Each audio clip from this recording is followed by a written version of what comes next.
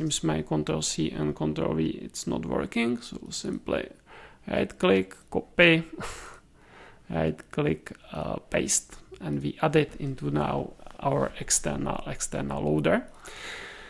If you remember before, inside the CubeMX, inside the external loader part, there was not filled the starting address of this memory. So this we need to take care now and not forget on this.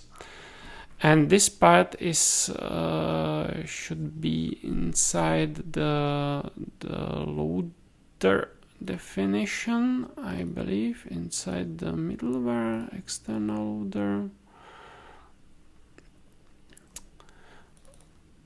Yes, the device, flash device, when he telling the information about himself, and I think this is the definition which we want. Yeah. So it's inside the external loader underscore config, which telling us where the memory will be located. So we need to change this to the 90 million.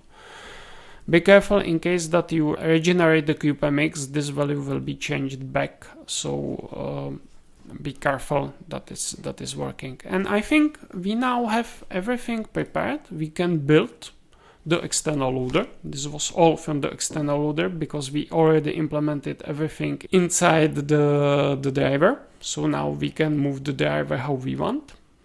We can also build the application. And we can try it together.